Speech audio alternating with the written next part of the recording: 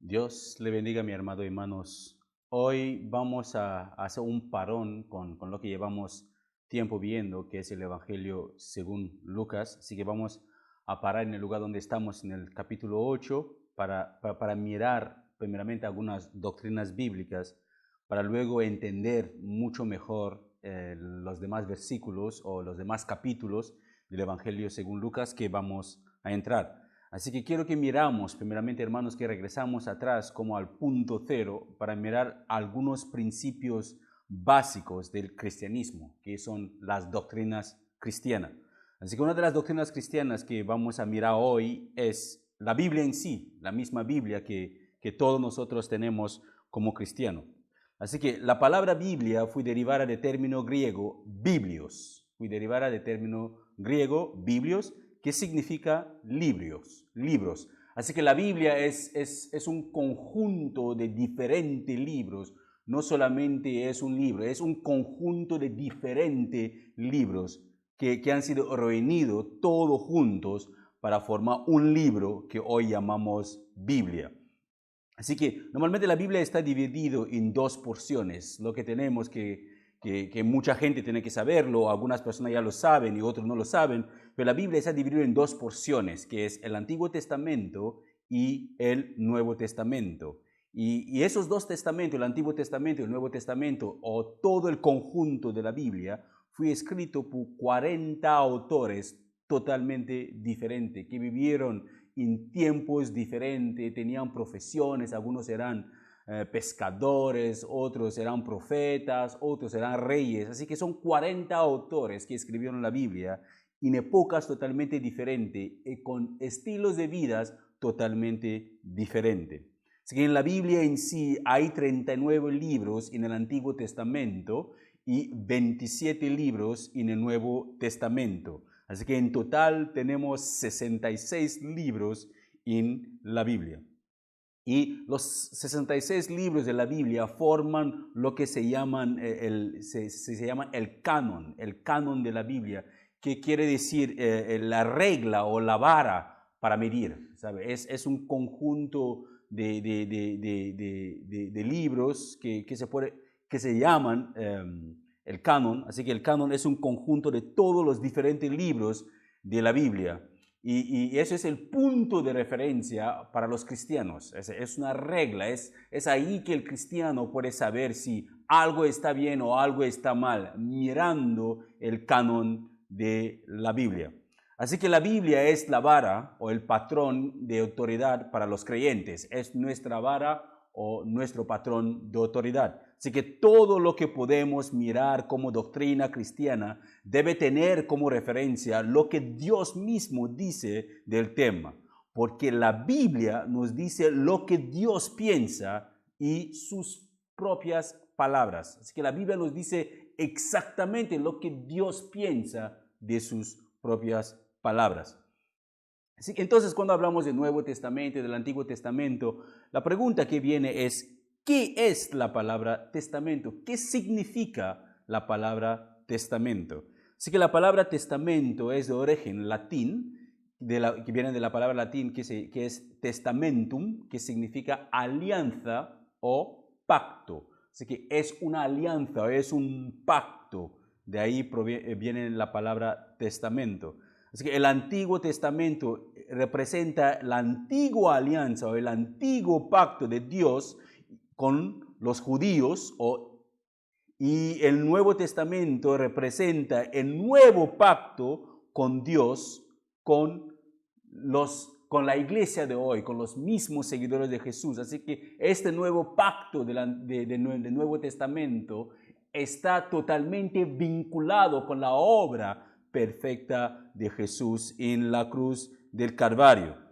Así que es algo que tenemos que tenerlo bien en cuenta, hermanos, que el Antiguo Testamento es un pacto que Dios hizo con el pueblo judío. Y ahora nosotros, en esta nueva dispensación en la cual estamos, tenemos el nuevo pacto, y ese nuevo pacto la tenemos en Cristo Jesús. Así que el Antiguo Testamento, la mayor parte del Antiguo Testamento fue escrito en el idioma hebreo, que es el idioma que hablan los judíos. Y algunas porciones mismas del Antiguo Testamento, como algunas porciones de Esdras, Nehemías y Daniel, fueron escritos en arameo, que es en la zona norte de la actual Siria.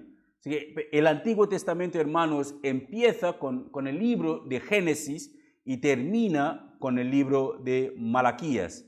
Y en el Antiguo Testamento está totalmente dividido en 5 secciones, ¿sabe? Aparte de que empieza de Génesis hasta Malaquías, dentro de esta división, dentro de esta franja o ese número de libros, hay 5 divisiones que están en el Antiguo Testamento. El Antiguo Testamento trata principalmente entre Dios y la nación de Israel. Así que vamos a mirar uno por uno. La ley. La ley, el primero que es la ley, la primera parte del Antiguo Testamento, la ley, trata con la creación de Israel y con Dios estableciendo una relación de pacto con Israel. La primera porción, que es la ley, los libros de la ley que vimos anteriormente, que empieza desde Génesis hasta Deuteronomio, que es una relación, la creación del pueblo de Israel y la relación de Dios con este pueblo. Y también los libros históricos, que son de Josué hasta Esther, registran la historia de Israel, sus victorias y éxitos, y junto con sus derrotas y los fracasos. Porque si leemos los libros históricos como Josué hasta Esther, veremos cuánto Dios bendijo al pueblo de Israel y cuánto Dios ayudó al pueblo de Israel para ser un pueblo fuerte y valiente. Y después seguiremos viendo, llegando hasta Esther, cuánto el pueblo de Israel tomó la decisión de dar la espalda a Dios, adorando a dioses desconocidos, y cómo Dios les destruyó. En los libros proféticos, nos dan una visión más íntima de la relación de Dios con el pueblo de Israel y su pasión por Israel para que Israel lo pueda adorar y obedecer. Eso lo podemos ver en los libros proféticos. En los profetas, en ambos profetas que tenemos, mayores o menores, es donde Dios está llamando al pueblo de Israel para que se arrepiente. Dios llamando al pueblo de Israel, porque todo los libros de los profetas es arrepentimiento. El pueblo de Israel en los libros históricos, si miramos en los libros históricos, aquí el pueblo de Israel se había vuelto tan famoso, tan fuerte, tan victorioso en todas las cosas, y casi llegando al final sobre Esther, ya empiezan a vivir en pecado. ¿Y qué pasa? Dios levanta profetas ahora. Ahí vemos los mayores y los menores, los profetas mayores y los profetas menores. Hombres que Dios hablaba a través de ellos para que avisan al pueblo, que el pueblo se arrepiente y se aparte de sus pecados y para que tengan una relación íntima con Dios. Ahora vamos a ver el Nuevo Testamento. El Nuevo Testamento fue escrito principalmente en griego. Griego es el idioma que se habla en Grecia, en actual Grecia de hoy en día. Así que eso era el idioma dominante en aquella época, griego. Por eso que el Nuevo Testamento fue escrito en griego. Y el Nuevo Testamento tiene 27 libros, empezando con Mateo hasta Apocalipsis. Apocalipsis, o se puede llamar Revelaciones, como en algunas traducciones. Así que el Nuevo Testamento tiene 27 libros en sí, empezando con Mateo hasta Apocalipsis. Así que el Nuevo Testamento está dividido en 5 secciones también, en 5 secciones. ¿Y qué son esas secciones? Tenemos los evangelios, los 4 evangelios que tenemos, que es Mateo, Marcos, Lucas y Juan. Ahí tenemos la primera parte del Nuevo Testamento. Empieza con Mateo hasta Apocalipsis. Y la primera sección son los evangelios. Y después tenemos la historia, que es el libro de Hechos. El libro de Hechos en sí no solamente habla de lo que los discípulos de Jesús hacían. Si leemos el primer capítulo o el primer versículo del libro de Hechos, nos daremos cuenta que Lucas no solamente está hablando de que mira, aquí son las cosas que los discípulos de Jesús hicieron, pero escucha bien lo que dice Hechos capítulo 1, versículo 1, dice: En mi primer tratado, oh Teófilo, hablé acerca de todas las cosas que Jesús comenzó a hacer y enseñar. En el primer tratado que Lucas está hablando aquí es el Evangelio según Lucas. Él está escribiendo a Teófilo, un hombre que quería indagar más sobre la palabra de Dios. Así que Lucas le dice, en mi primer tratado, en el Evangelio según Lucas, te expliqué las cosas que Jesús comenzó a hacer y a enseñar. Y ahora en ese segundo tratado, ¿qué dice en el versículo 2? Hasta el día que fue recibido arriba, después de haber mandado mandamientos por el Espíritu Santo a los apóstoles que habían escogido, a quienes también después de haber padecido, se presentó vivo con muchas pruebas indubitables. Pero eso no es la parte. Solamente concentramos en el versículo 1. Dice, en mi primer tratado,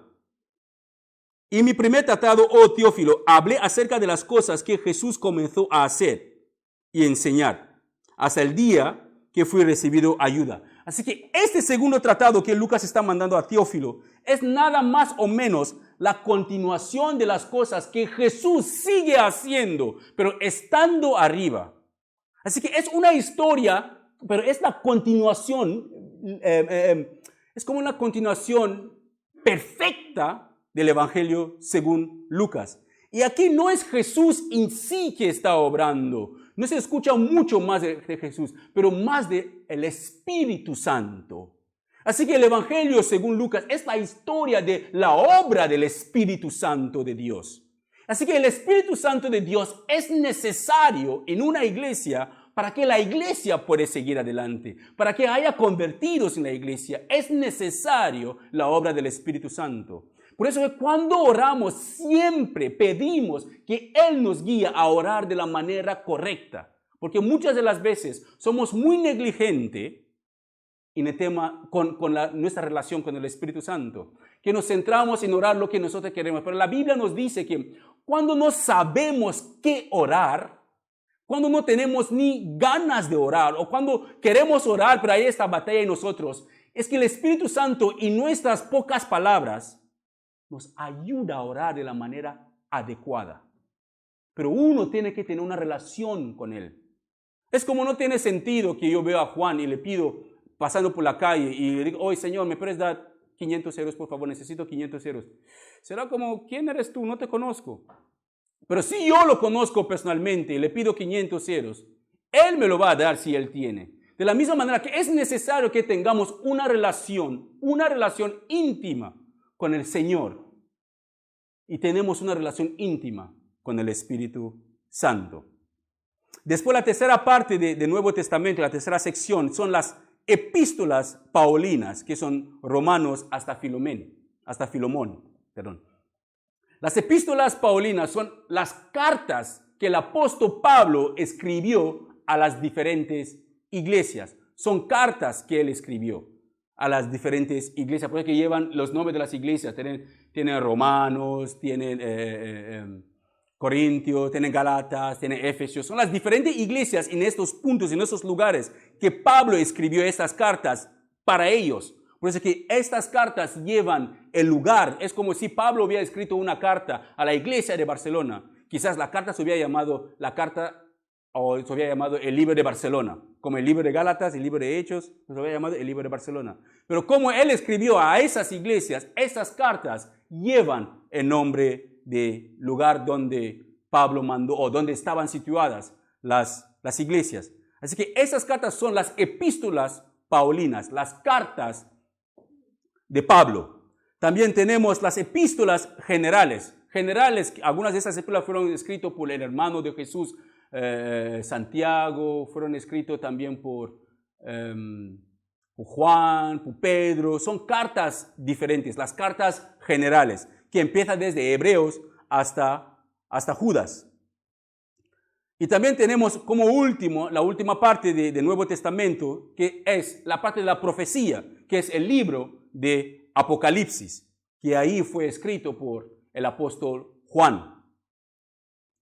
El Nuevo Testamento, hermanos, fue escrito desde aproximadamente 45 años después o entre 45 y 95 veces después de la muerte de Cristo. Así que no es que cuando Cristo murió directamente, los discípulos se sentaron y empezaron a escribir el Nuevo Testamento. No, ellos predicaban lo que ellos habían oído y lo que habían visto con sus propios ojos. Pero cuando los discípulos empezaron a morir uno por uno y no había ningún testigo auricular, no había nadie que estaba presente ahí mismo para poder contar las cosas que Jesús hizo. Y las iglesias estaban creciendo, los números de creyentes estaban creciendo, había iglesias en todas partes. Y los apóstoles no podían moverse en todas estas partes. Necesitaban algún documento que pudiera explicar a las demás iglesias lo que Jesús había hecho. Y de ahí empezaron a escribir esas diferentes cartas, esas diferentes epístolas. Ahí se escribió también el libro de Apocalipsis, porque la iglesia estaba pasando por gran tribulaciones. Pensaban que Jesús quizás les había dejado tirado porque Jesús les había dicho que Él iba a preparar un lugar para ellos y regresará. Así que había tanta expectativa que ellos iban a ver la venida de Jesús. Así que todos estaban viviendo en puras, ¿sabes? Con todas esas ganas que Cristo viene pronto, vamos a ir con Él. Pero se dieron cuenta que no venía. Pasaba 1 año, 2 años, 10 años, 50 años. Él no venía. ¿Y qué pasaba? Mataban a los cristianos y se quedaban, pero ¿qué hacemos? Y Dios, en su inmensa misericordia, dio esa revelación de cómo todo eso acabará, que Jesús siempre es el ganador. Ahí tenemos el libro de Apocalipsis. Leemos Génesis, vemos cómo el hombre cae, Dios, como el hombre quebranta el corazón de Dios, el hombre es echado fuera de la presencia de Dios. Leemos Apocalipsis, leemos el Nuevo Testamento y los Evangelios, vemos cómo Dios viene al rescate del hombre por amor a su creación tan apreciado, viene a su rescate para salvarle. Vamos a Apocalipsis, a finales del Nuevo Testamento, vemos cómo Dios otra vez más triunfa sobre el mal y restaura el hombre en su posición para adorarle a Él. Hermanos, hay esperanza en ser cristiano. Es necesario que padecemos tribulaciones y persecuciones, pero es un gran privilegio llamarse hijo de Dios. Es un gran privilegio. Mucha gente piensa que ser un cristiano es una carga, no es ninguna. Es un privilegio, es una bendición. Es como nacer en una cuna de oro que nunca pudieras imaginarlo. Nosotros no merecemos la salvación de Dios. Ninguno de nosotros sentados aquí. Ni yo, ni nadie. Si Dios tiene que ser justo con cada uno de nosotros, Él debe mandarnos todos a freírnos en el infierno. Eso sí que es justicia de Dios. Pero como Juan 3:16 dice, de tal manera amó Dios a este mundo, que decidió entregar a su propio Hijo para pagar por nuestros pecados. Así que no somos salvos por hacer cosas buenas. No son las buenas personas que van al cielo. Son las personas malas y terribles, pero perdonados. Personas perdonadas, personas que han puesto su fe en Jesús. De ellos es el reino de Dios. No porque yo hago algo bueno, porque yo predico, no. La Biblia avisa también que muchos predicadores acabarán en el infierno. Muchos que han predicado la palabra de Dios acabarán en el infierno. Quizás su iglesia termina en el cielo, pero ellos terminan en el infierno. ¿Por qué? Predicaban la palabra de Dios, no su palabra. Y Dios en su inmensa misericordia salva a la gente que escucha su palabra. Pero si uno no vive la palabra que predique, se engaña a sí mismo. No es venir a la iglesia, hermanos, que nos salve. Jamás, jamás. No es dar ofrendas que nos salvará, jamás. Todo pertenece a Dios. Nuestras almas son de Él. Nuestro dinero es de Él. El mundo entero le pertenece a Él. La única cosa que somos son administradores. Administradores, nada más. Nuestro aliento le pertenece a Él. Así que cada uno rendirá cuenta a Dios cómo administra lo que pertenece a Dios. Es como rendimos cuentas a nuestros jefes, cómo gestionamos el dinero de la empresa. Gestionaremos y rendiremos cuenta a Dios cuando llega el momento. Así que los evangelios nos dan 4 relatos totalmente diferentes, pero no son conflictivos. Son relatos de personas diferentes Y algunas de las veces hay algunas cosas que uno no cuenta, pero el otro lo cuenta. Uno lo cuenta de una manera diferente, pero no significa que la verdad es diferente. No, es la misma verdad, pero uno lo cuenta de otra forma para un grupo de personas en concreto, como Mateo lo escribió para los judíos y Lucas lo escribió para los gentiles. Y todo es la misma historia, pero lo cuentan con forma diferente. Que cuando se examinan todo, se ve que no hay ningún conflicto. Todo cuadra. Así que los evangelios es justamente eso. Hablan del nacimiento, de la vida, el ministerio, la muerte y la resurrección de Jesús. Así que los evangelios muestran cómo Jesús fue el Mesías prometido del Antiguo Testamento y establecen el fundamento para la enseñanza del resto del Nuevo Testamento. Porque es desde los evangelios, es a partir de los evangelios que tenemos el fundamento de los demás libros del Nuevo Testamento. El libro de los Hechos registra las obras de los apóstoles o las obras mismas del Espíritu Santo a través de los apóstoles, los hombres que Jesús había enviado al mundo para proclamar el Evangelio de la salvación. Hechos nos habla también del comienzo de la iglesia y de su rápido crecimiento en el primer siglo. Las epístolas también paulinas, las epístolas paulinas escritas por el apóstol Pablo son cartas a iglesias específicas que dan la doctrina cristiana oficial y la práctica que debe seguir esa doctrina. Las epístolas generales complementan las epístolas paulinas con enseñanza y aplicación adicional. Así que vamos a ver ahora las diferencias que existen entre el Antiguo Testamento y el Nuevo Testamento. Muchas de las veces veremos cómo el Antiguo Testamento es abreviado AT y el Nuevo Testamento es abreviado NT. Así que no se confunden. Cuando vemos AT es Antiguo Testamento en la Biblia o en algún estudio bíblico, y cuando vemos NT es Nuevo Testamento. La primera diferencia entre el Antiguo Testamento y el Nuevo Testamento es que, aunque existen, hermanos, quiero que entendamos esto primero, aunque existen diferencias entre el Antiguo Testamento y el Nuevo Testamento, ambos testamentos se complementan. Ambos se complementan. Así que la primera diferencia es que el Antiguo Testamento es fundacional. ¿Qué quiere decir? Es la base de la casa, es donde todo empezó. Todo empezó en el Antiguo Testamento, es fundacional. Y el Nuevo Testamento se basa en ese fundamento con una revelación adicional de Dios.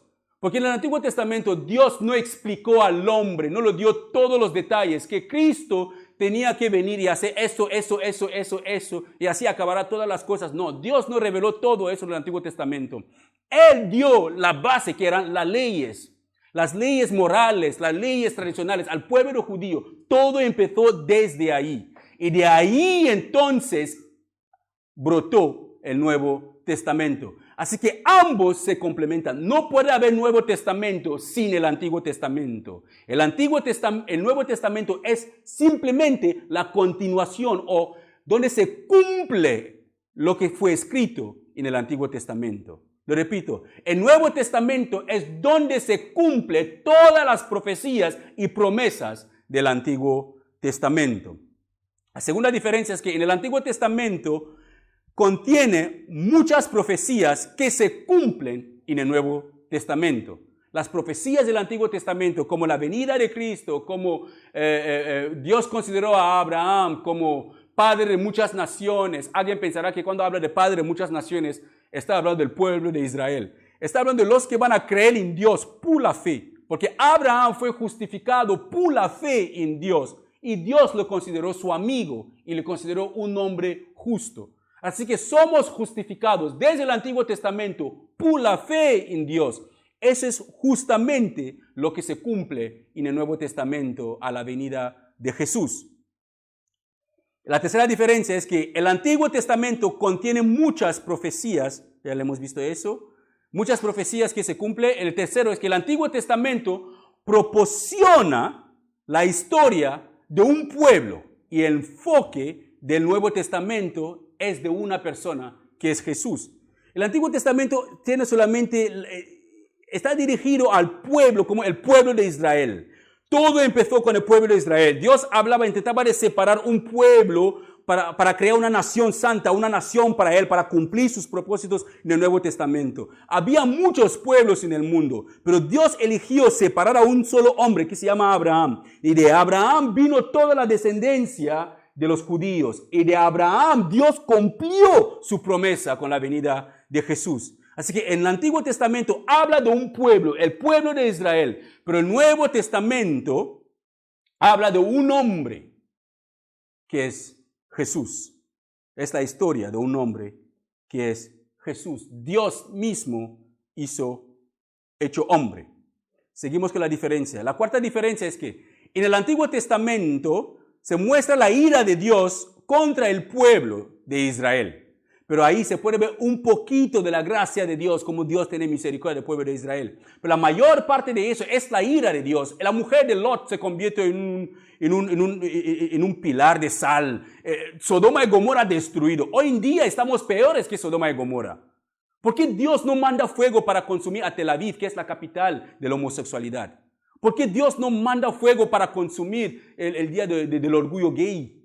Que eso es una abominación para Él. Ahora estamos viendo la gracia de Dios en esta época. Estamos en una nueva dispensación, la dispensación de la gracia, donde Dios está teniendo misericordia. No quiere que nadie se pierda. No es que Dios ha cambiado, es el mismo Dios. Pero en el Antiguo Testamento, Él demostraba su ira, preparaba su ira, demostraba su ira hacia el pueblo. Pero en el Nuevo Testamento, hacia el pecado sobre todo, Él demostraba su ira hacia el pecado. Pero en el Nuevo Testamento, hoy en día, podemos ver que muchas de las veces hemos fallado a Dios, pero aún seguimos vivos.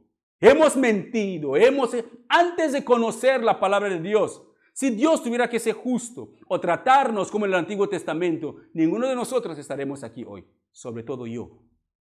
No estaremos aquí hoy.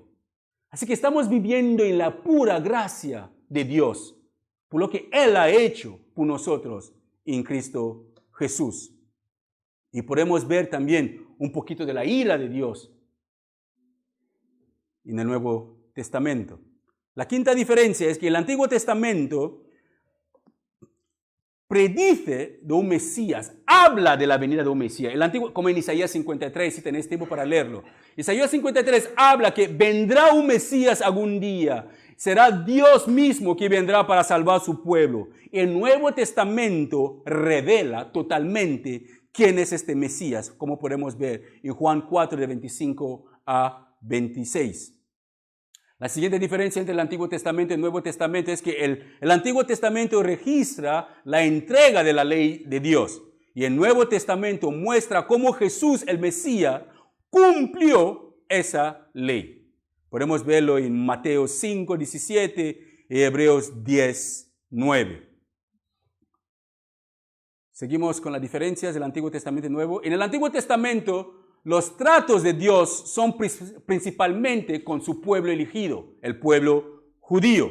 Dios trata específicamente con el pueblo judío en el Antiguo Testamento. Él no está tratando con toda la humanidad. Él está destruyendo a los filisteos. Él está destruyendo a Egipto. Él está destruyendo a Jericó. Él está destruyendo a Sodoma y Gomorra. Pero Él está centrando su atención en un solo pueblo, que es el pueblo de Israel. Porque Él tiene un plan para ellos.